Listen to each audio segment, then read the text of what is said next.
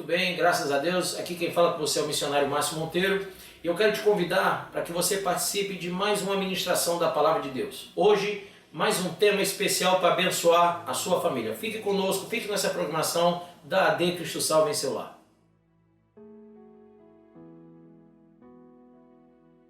Capítulo de número 33. Veio a mim a palavra do Senhor dizendo, versículo 1: Filho do homem, fala aos filhos de teu povo e dize-lhes: quando eu fizer vir a espada sobre a terra, e o povo da terra tomar um homem dos seus limites e o constituir por seu atalaia, e vendo ele que a espada vem sobre a terra, tocar a trombeta e avisar o povo, se aquele que ouviu o som da trombeta não se der por avisado e vier a espada e o abater, o seu sangue será sobre a sua cabeça. Ele ouviu o som da trombeta e não se deu por avisado. O seu sangue será sobre ele, mas o que se dá por avisado salvará o quê? A sua vida. Mas se o atalaia vir que venha a espada e não tocar a trombeta e não for avisado o povo, se a espada vier e abater uma vida entre eles, este foi abatido na sua iniquidade, mas o seu sangue demandarei do atalaia. Deixa eu parar aqui só para que você entenda. Atalaia é um observador, é um vigia. Diga, atalaia é um observador, um vigia. Todo mundo pode ser atalaia? Acho que não. Por que não? Porque para você ser um observador, um vigia, você tem que ter a propriedade necessária para isso. Amém ou não? Quer dizer, ainda que eu veja as coisas, mas se eu não entendo o que é certo ou errado, como que eu vou ter um juízo daquilo? Como que eu vou poder avisar alguém sobre alguma coisa que eu não sei se está certo ou errado? Então Deus, ele constitui algumas pessoas por atalaia, e outras são pessoas que são avisadas pelos atalaias. É tanto que aqui no texto você vai ver que existem pessoas que são avisadas quando o atalaia tocar a trombeta. Porque nem todo mundo tem a mesma visão. Amém? Nem todo mundo tem o mesmo discernimento para perceber, para entender e para avisar. E ele diz no verso 7: A ti, pois, ó filho do homem, te constituí por atalaia sobre a casa de Israel. Tu, pois, ouvirás a palavra da minha boca e lhe darás aviso da minha parte. Se eu disser ao perverso, ó perverso, certamente morrerás, e tu não falares para avisar o perverso do seu caminho, morrerá esse perverso na sua iniquidade, mas o seu sangue eu o demandarei de ti. Perceba que o atalaia não responde apenas por si, mas por todos aqueles a quem ele não avisar. Então, quando você diz assim: Senhor, eu quero ter o dom do discernimento do Espírito Santo, lembra? 1 Coríntios 12, 8, 9. Eu quero ter o dom da sabedoria, o dom do conhecimento, o dom da fé. Quando você se torna alguém que tem o Espírito Santo, automaticamente algumas coisas nos são atribuídas, funções. E a Bíblia diz que aquele a quem muito é dado, muito será requerido, cobrado. Por isso, quando nós buscamos o poder do Espírito Santo, a presença de Deus, a palavra de Deus, Nós nos tornamos apenas religiosos, não. Nós nos tornamos pessoas diferentes. E essa diferença que o Espírito Santo faz na vida de cada um de nós, ela tem um motivo de ser. Para alguns, de serem avisados. E para outros, de serem aqueles que avisam. Amém?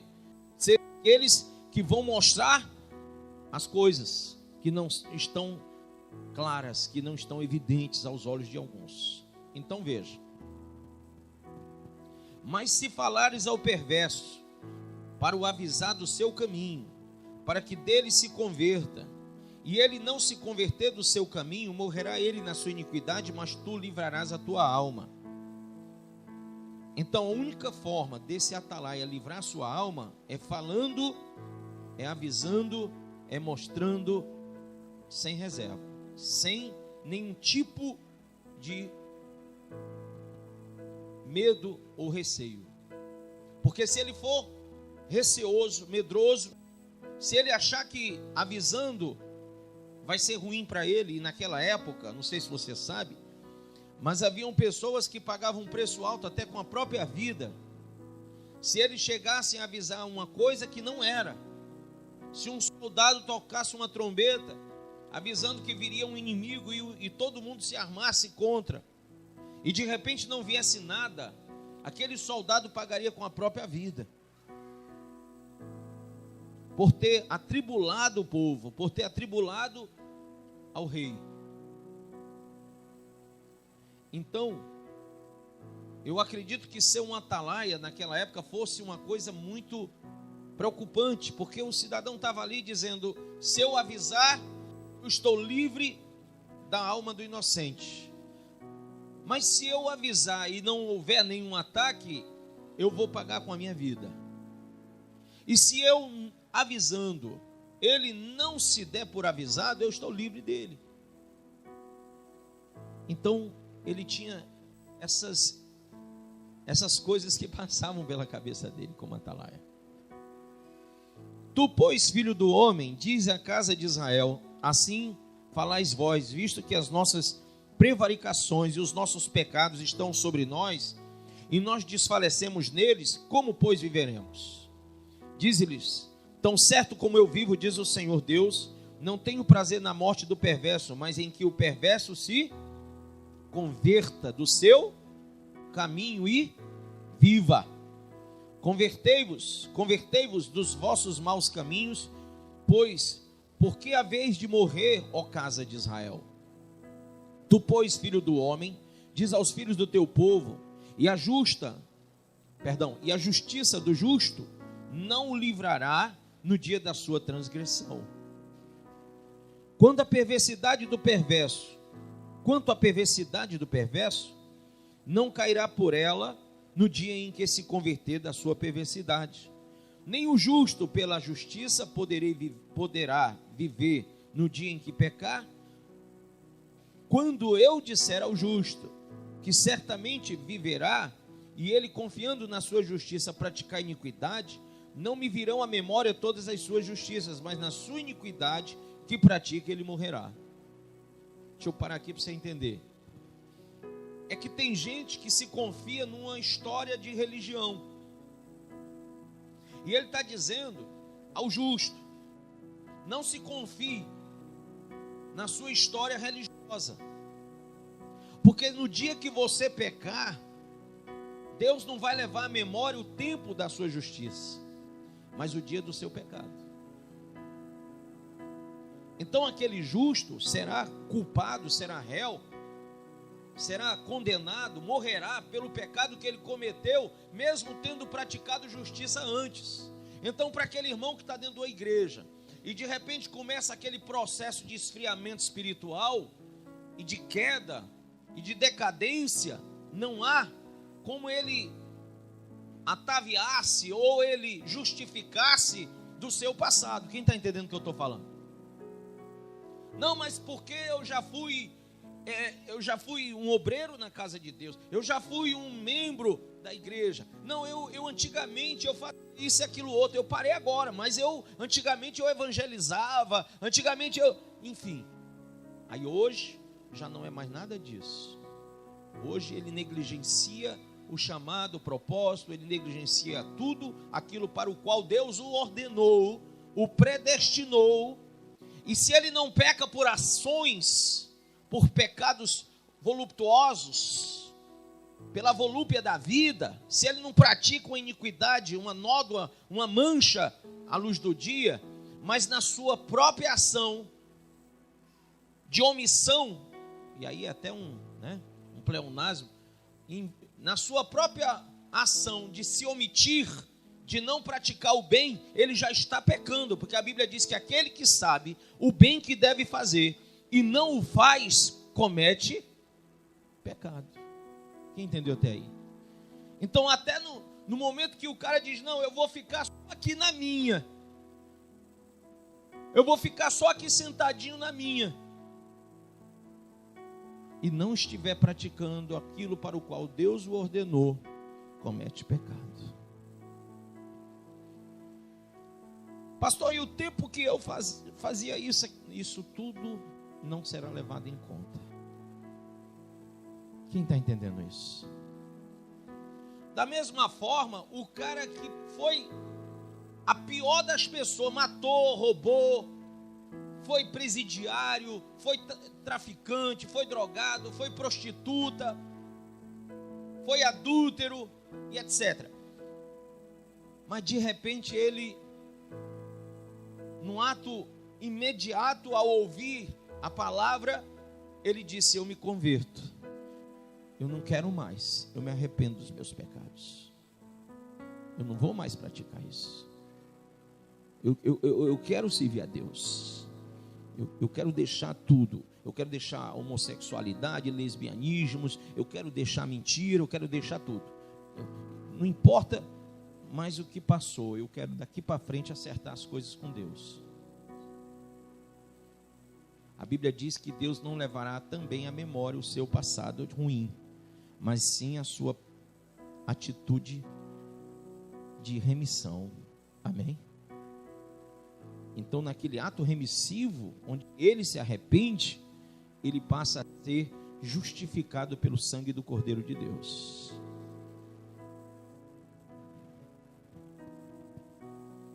Então veja o 12 comigo. Tu, pois, filho do homem, diz aos filhos do teu povo, a justiça do justo não o livrará no dia da sua transgressão. Quanto à perversidade do perverso, não cairá por ela no dia em que se converter da sua perversidade. Entenderam o que eu acabei de falar? Nem o justo pela justiça poderá viver no dia em que pecar. Quando eu disser ao justo que certamente viverá, e ele, confiando na sua justiça, praticar iniquidade, não me virão à memória todas as suas justiças, mas na sua iniquidade que pratica, ele morrerá. Quando eu também disser ao perverso, certamente morrerá, se ele se converter do seu pecado e fizer juízo e justiça, e restituir esse perverso o penhor, e pagar o furtado, e andar nos estatutos da vida, e não praticar iniquidade, certamente o quê? Viverá, não morrerá. De todos os seus pecados que cometeu, não se fará memória contra ele. Juízo e justiça fez, certamente viverá. Todavia os filhos do teu povo dizem, não é reto o caminho do Senhor, mas o próprio caminho deles é que não é reto. Desviando-se o justo da sua justiça, e praticando iniquidade, morrerá nela. Grife isso. Desviando-se o justo da sua justiça, e praticando iniquidade, morrerá nela. E convertendo-se o perverso da sua perversidade, e fazendo juízo e justiça, por isto mesmo viverá. Todavia vós dizeis, não é reto o caminho do Senhor, mas eu vos julgarei cada um. Pode assentar-se em nome de Jesus. E eu gostaria que você abrisse comigo, não desmarcando o texto, Ezequiel 33, por favor, não desmarque. Mas eu gostaria que você meditasse comigo aqui também, para que a gente complementasse o início dessa pré-leção, em Mateus capítulo 13, versículo de número 24. Jesus lhes contou outra parábola. O reino dos céus é semelhante a um homem que semeou boa semente em seu campo. Entretanto, quando todos dormiam, quem entende a palavra dormir aqui? Falamos, né? Esse estado aqui, para alguns que leem de uma forma textual, sem uma hermenêutica espiritual, eles vão olhar e dizer, não, eles estavam dormindo ali, na cama, no chão. Aqui fala de uma dormida espiritual, irmão. Daquele momento que você está desligado de tudo, de todos. Que você não tem noção do que está acontecendo. O tempo está passando e o tempo está correndo e você não está se dando por avisado e você não está se apercebendo do que está em volta. E ele diz, Jesus lhes contou essa parábola. Entretanto, quando todos dormiam, chegou o inimigo dele, lançou o joio no meio do trigo e seguiu o seu caminho. Ele só fez chegar lá e jogar o joio. Assim, quando o trigo brotou e formou espigas, o joio também apareceu. Os servos do dono da plantação foram até ele e perguntaram, Senhor, não semeaste boa semente no teu campo? De onde vem o joio? Ele, porém, lhes respondeu, um inimigo fez isso. Então os servos lhe propuseram, Senhor, queres que vamos e arranquemos o joio? Ao que o Senhor respondeu, não, pois ao tirar o joio, podereis arrancar juntamente com ele o trigo. Deixai-os, pois, crescer juntos, até quando? A safra. Até o momento da colheita. O joio e o trigo vão crescer junto. O Senhor não vai arrancar, por mais que eu não concorde com muita coisa que acontece no meio, mas Deus não vai arrancar esse joio que está aí. Por mais que se pregue e se ensine errado, Deus não vai calar a boca de ninguém. Há quem diga, se está lá é porque Deus mandou. Se está crescendo é porque Deus está dando crescimento. Mas aqui no texto diz que ambos cresceram. E o Senhor não plantou nada de ruim. Plantou, pessoal? Não. Ele só plantou coisas boas. A semente era boa. Mas o inimigo veio e plantou quando todos estavam adormecidos. E esse é o período da igreja atual. Uma igreja adormecida. Nesse momento é que o inimigo vem e planta o joio no meio do trigo. É nesse momento, é nesse episódio da igreja que o joio é colocado no meio do trigo para causar confusão, para causar uma Babel, uma Babilônia. É isso que está acontecendo, essa Babel gospel.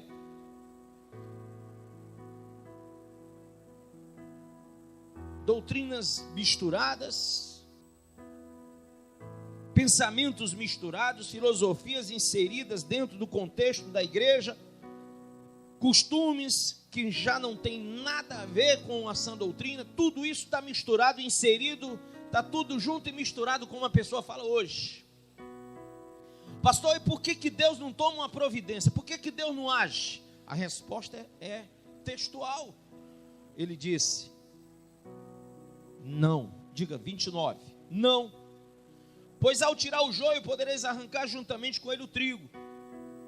Por que ele vai ser arrancado junto? Eu ficava pensando, pastor Dantas, por que isso poderia acontecer? Será que o Senhor não poderia simplesmente tirar o joio? Não seria fácil isso? Para Deus tudo é possível. Mas o problema não é Deus. O problema não sou eu sei quem é joio e quem é trigo. Eu sei, por revelação do Espírito. E porque a árvore é conhecida pelo fruto, sim ou não?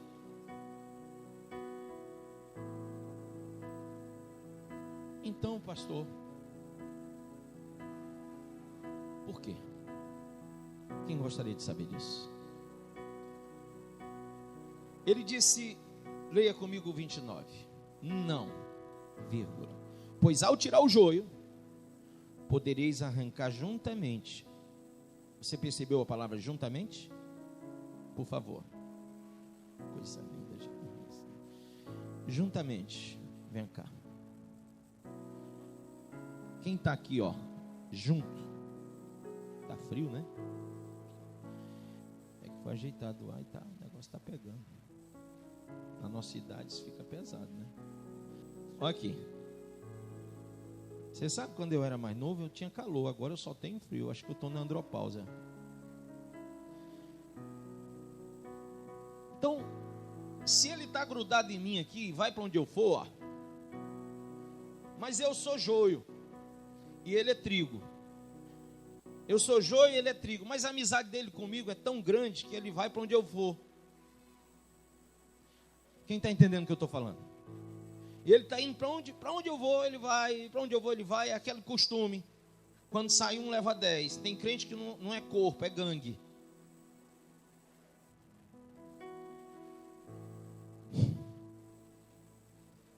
Entendeu? Gangue. Então, na hora que Deus quiser me tirar do corpo, da igreja, da plantação, Ele está tão apegado a mim, afetivo, emocional, espiritual e etc., que Ele, quando Deus me arrancar, Ele vai junto, porque Ele não quer soltar minha mão. Então, na verdade, não é que Deus não tenha capacidade de tirar o joio, ou não ter dado a nós a autoridade para arrancá-lo. É que você, emocionalmente, afetivamente, está tão agarrado às suas amizades da igreja, ou do meio, às suas crendices, que no momento que algo for tirado, você vai junto, porque você está grudado a isso. E a salvação é individual. Quem entendeu isso? O certo seria Deus me tirar e Ele permanecer. Mas isso não acontece. Acontece, pessoal? Nada que acontece. Isso não acontece. Então ele disse com muito cuidado com o trigo, que não se mexesse no joio. Porque os filhos da luz, eles não têm uma visão de atalaia para perceber que quando Deus tira, é porque está contaminando o corpo. Quando sai, a Bíblia tem um versículo na Bíblia que diz que quando alguém sai da igreja é porque não faz parte dela.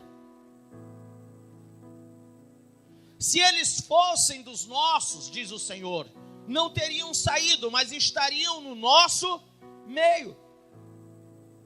E o próprio Senhor Jesus disse: aquele que comigo não ajuntar vai espalhar.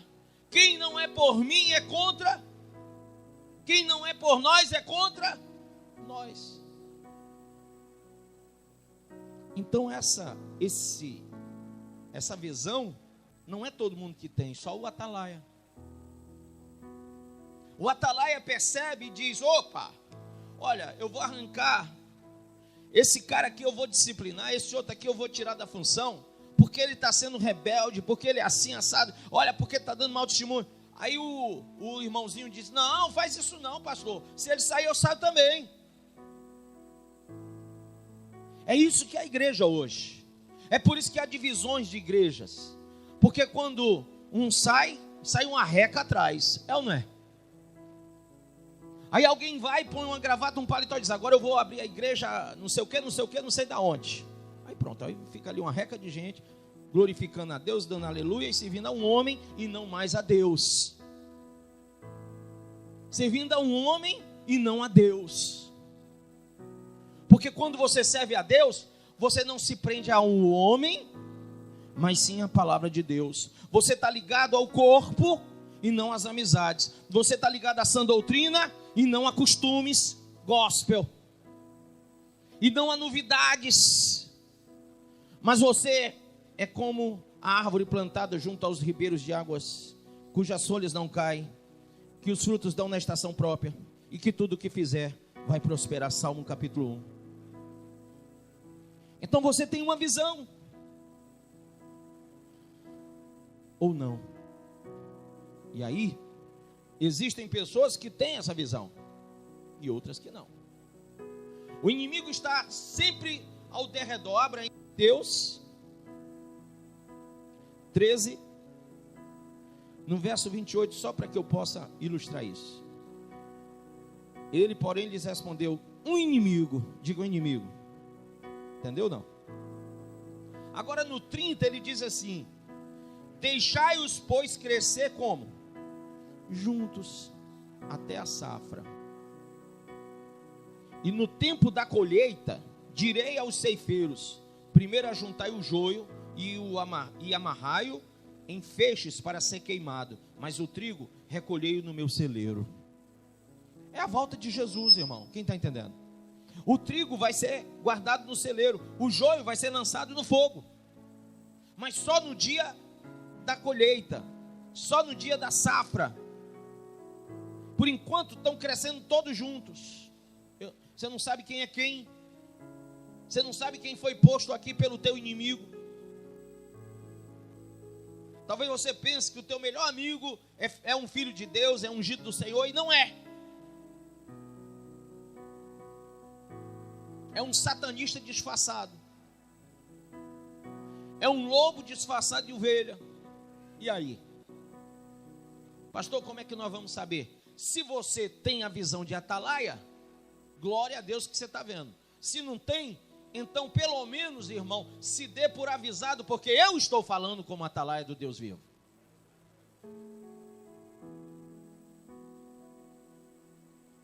E aí no texto, se você ouve e não se dá por avisado, você morrerá, e eu não vou responder pela sua derrota espiritual. Você vai se desviar, vai esfriar, vai se esquartejar espiritualmente, e eu não tenho nada a ver com isso espiritualmente. Por quê? Porque não é de minha alçada carregar você para o céu. De minha alçada, de minha obrigação espiritual é avisar você o caminho, alertar você sobre os perigos, mostrar para você a luz, que é a palavra. Mas é você que toma a decisão certa ou errada, sim ou não? É você que diga assim: sou eu. E aí, irmão, tem uma coisa que eu queria deixar também resguardado no seu campo de memória, no seu HD espiritual. Quem tem um HD espiritual aí? Levanta a mão. Eu queria dar 2 textos no seu HD espiritual para que você entenda que até mesmo entre atalaias existem os bons e os maus, os fiéis e os infiéis. Porque eu já tive muito atalaia fiel e muito atalaia infiel aqui. E o problema é que o infiel é joio, que assume posição assim, ó, paletó, gravata, e vai pregar.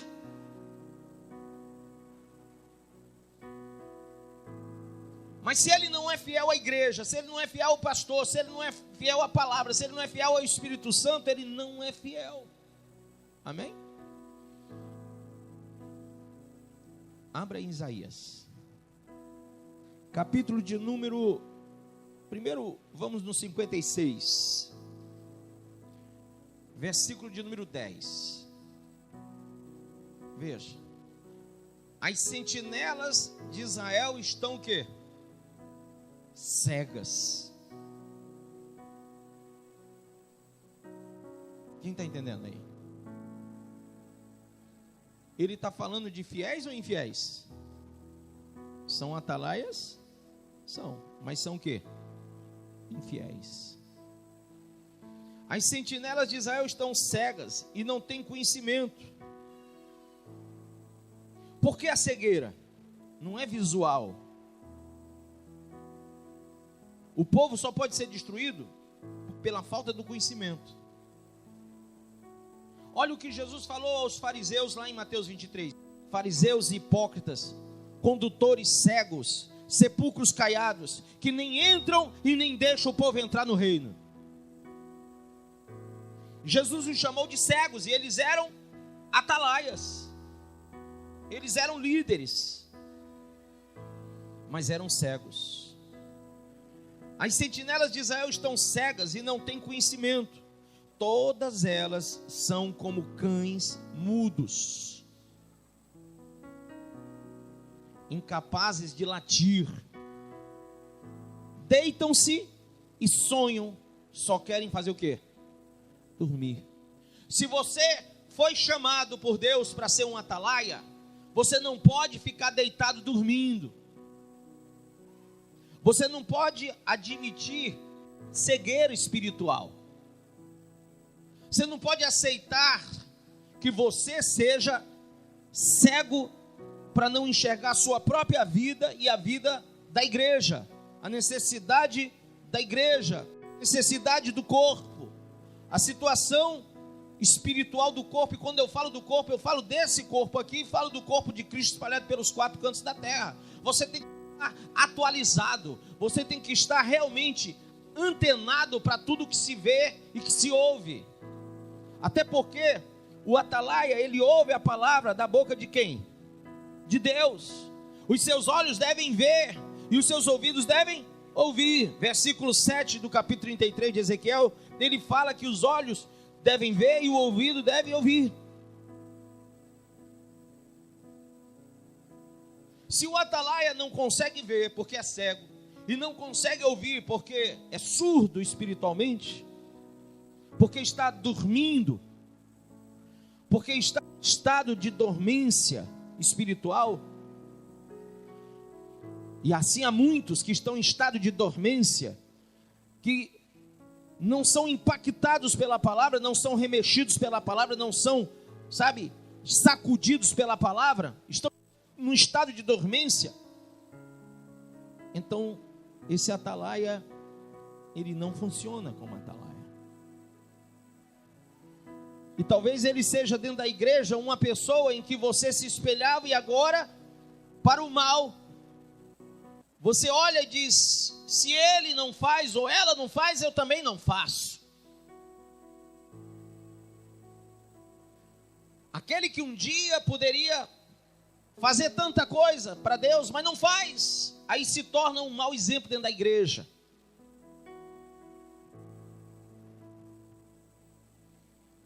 E existem aqueles atalaias que são fiéis. Abra Isaías 62, verso 6. Porque é claro que Deus não vai deixar a igreja sem um rumo, sem um timoneiro, sem um leme. O barco não vai naufragar, não. Porque Jesus disse: eu estarei convosco até a consumação dos séculos. E quando Jesus estava lá naquele barco, o barco não naufragou, porque ele estava lá para dar ordem ao vento, ao mar e à tempestade.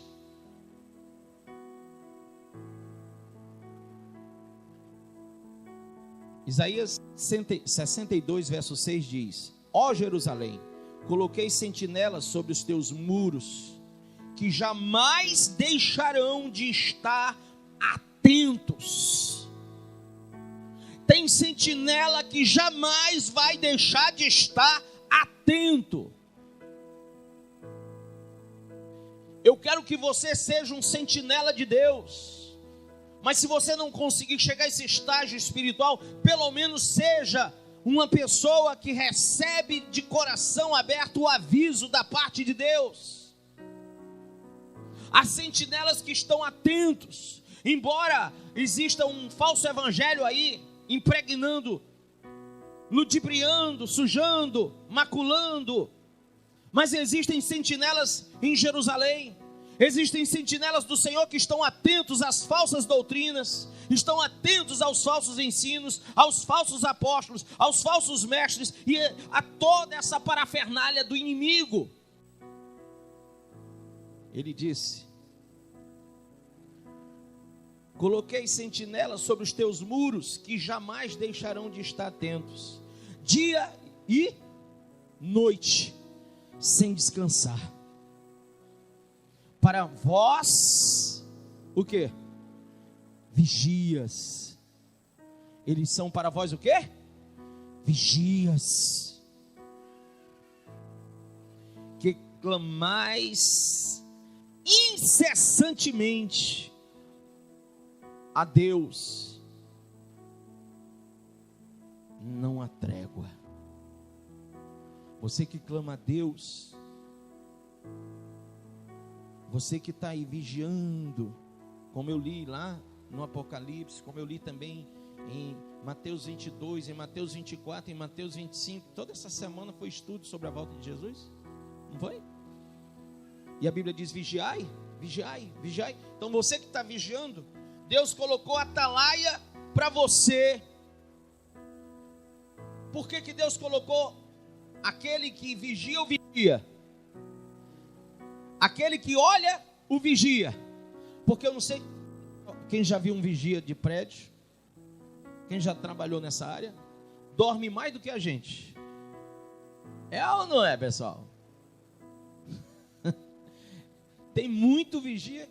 Outro dia foi um vigia do prédio que eu morei, ele olhou para mim e disse: pastor, eu estava dormindo. Eu tive um sonho, uma revelação, e a revelação foi longa. Eu digo, o sonho deve ter sido longo também. Mas tem muito vigia que dorme. Eu me lembro quando eu era pequenininho, eu e meus 2 irmãos, a gente morava ali na Antônio Salles, e aí tinha um vigia, um senhor que ficava todo dia vigiando, sabe, vigiando. E aí nós chegamos, e ele estava naquele terceiro sono, e ele ficava com um cacetete aqui do lado.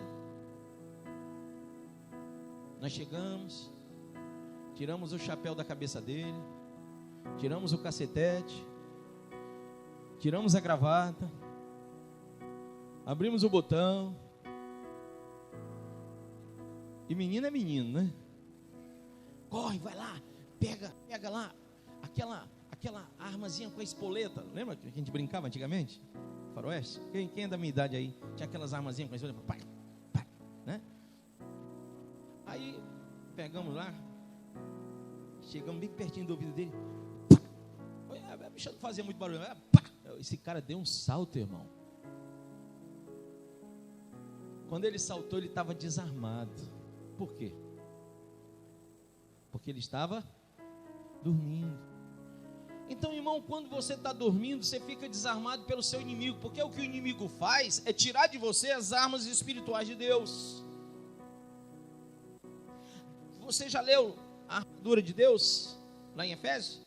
Mas quando você dorme, você perde tudo, inclusive o capacete da salvação. Você perde a espada do Espírito, você perde a couraça da justiça, as botas do Evangelho da Paz, você começa a perder tudo. Porque a primeira função, a primordial função do seu inimigo é desarmar você, para depois te dominar. Sim ou não? Me perdoe, é a classe dos vigias noturnos. Eu sei que tem uns que passam a noite acordados. Pelo menos eu creio. Mas aqui ele diz: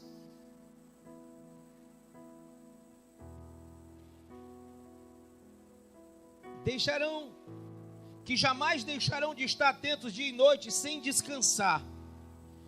Para vós, vigias, que clamais incessantemente ao Senhor.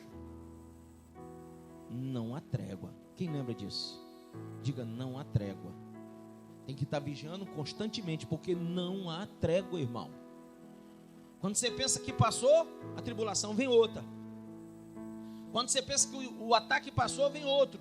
Não há trégua. Então tem que estar vigiando o tempo todo, e ouvindo o atalaia que vai te avisando sobre as coisas.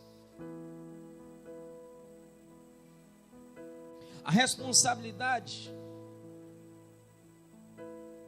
dos advertidos é se darem realmente a conhecer, a entender.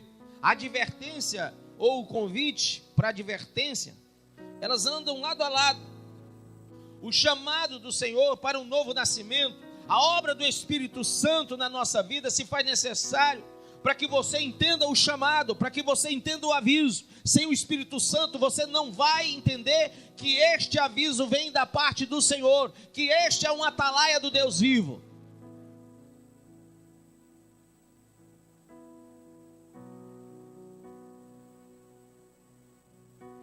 Diga: Deus, levanta a mão e diga: Senhor, eu sei que o Senhor se compadece das tuas ovelhas, e o Senhor tem chamado com teu amor divino, que é bem evidente na palavra da cruz. Então, Pai, perdoa os nossos pecados, e nos adverte, e nos chama, para que venhamos a nos tornar realmente atalaias ou vigias, bons ouvintes, aqueles que guardam, aqueles que ouvem e aceitam a advertência, porque aquele que ouve e aceita a advertência, salva a sua alma. Abra aí, por favor, em Jeremias 6,17. Coloquei sobre vós sentinelas, e vos orientei. Coloquei sobre vós o quê? Sentinelas. E vos orientei, dizendo: prestai atenção. Prestai atenção ao som da trombeta. Sim ou não? Naquela época essa trombeta se chamava chofar. Diga: chofar. Quando o chofar era tocado, então, dependendo do toque, era um aviso. Haviam vários tipos de aviso: o aviso de ataque, o aviso de chegada do exército inimigo e do exército amigo, entendeu? Haviam vários toques. É como eu estou aqui falando, eu estou te dando vários toques. Semana inteira eu te dou vários toques, a vida inteira eu te dou vários toques. Existe o toque que muita gente não está tocando: a volta de Jesus, o arrebatamento. Mas tem que ser dado esse toque. E aí ele diz: estai, pois, atentos, prestai atenção ao som da trombeta. Mas replicastes: não atenderemos as tuas, o quê? Ordens. O povo disse para o Senhor o quê? Não atenderemos.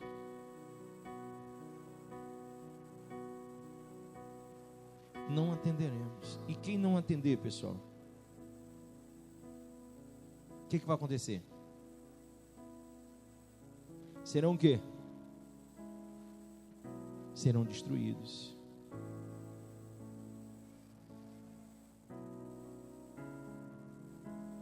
Sabe, irmãos, é muito difícil a função de um pastor. Ela está bem aqui no versículo 27, veja.